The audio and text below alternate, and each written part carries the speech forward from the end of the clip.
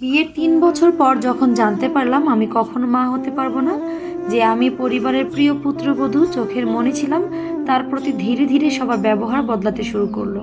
হঠাৎ একদিন আমার শাশুড়ি মা, যে সবসময় বলতো আমি নাকি তার ছেলের বউ না তার মেয়ে, তিনি দুপুরবেলা খেতে বসে তরকারিতে একটু লবণ কম হয়েছিল বিধায় আমাকে সেটা নিয়ে বকতে বকতে চলে গেলেন আমি মা হতে পারবো না কেন সেই বিষয়ে, এবং বলেই ফেললেন যে আমাকে বাবার বাড়িতে পাঠিয়ে নতুন একজন বউ নিয়ে আসতে, যে তাদের বংশের প্রতি জন্ম দিতে পারবে। রাত সেদিন রাগ হয়েছিল এবং খাবার শেষ না করে উঠে চলে গিয়েছিল। প্রায় 4-5 দিন হয়ে গেছে। আস্তে আস্তে দেখলাম আমার স্বামীর ব্যবহারও আমার প্রতি কেমন যেন অন্য মনস্ক হয়ে গেছে। হয়তো হওয়াটাই স্বাভাবিক।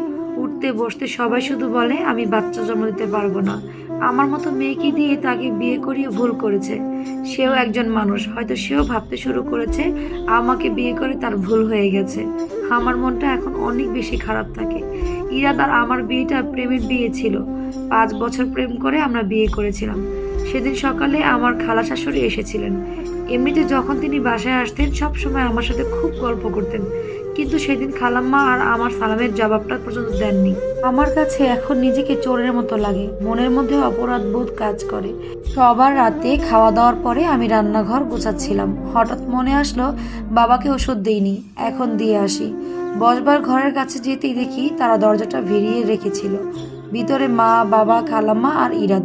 বাইরে দাঁড়িয়ে শুনতে পেলাম খালাম্মা আজকে কয়েকজন মেয়ের ছবি নিয়ে এসেছেন ইরাদকে বিয়ে করানোর জন্য।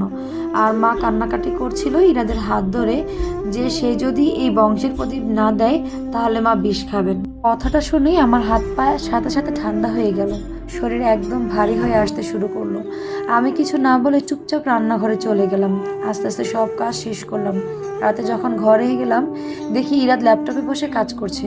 সে এখন আমার সাথে খুব বেশি কথা বলে না, আজকে আমার দিকে তাকাচ্ছেও না। আমিও কোনো কথা না বলে শুয়ে পড়লাম। সারা রাত ঘুম হলো না, উঠে ফজরের নামাজ পড়লাম। তারপর দেখি মাথাটা খুব ঘুরাচ্ছে। ভাবলাম একটু শুই, ঘুম থেকে উঠে নাস্তা বানাবো।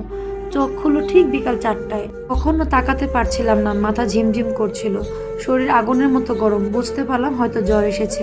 ঘর থেকে বের হলাম, দেখি বাসায় কেউ নেই। আমি রান্নাঘরে গিয়ে রান্না করলাম। প্রায় রাত 8টা বেজে গেল। তখন মা, বাবা, খালাম্মা, তমা মানে আমার ননদ বাসায় ফিরল। কিছুক্ষণ পর আমার শাশুড়ি আমাকে দেখে বললেন, তোমার জমিদারি দেখি দিন দিন বেড়েই যাচ্ছে। তোমাকে দিয়ে এখন আর কোনো আশাই আমরা করি না। সারাদিন ঘুমিয়ে কাটাও, কোনো কাজের না তুমি। ছেড়ে চলে যাও না কেন এই বাড়ি? আমাদের শান্তি দাও না কেন? অশান্তি করে ফেলছো জীবনটা। আমার ছেলেকে ধ্বংস করেই এই মেয়ে শান্তি পাবে যা দেখছি।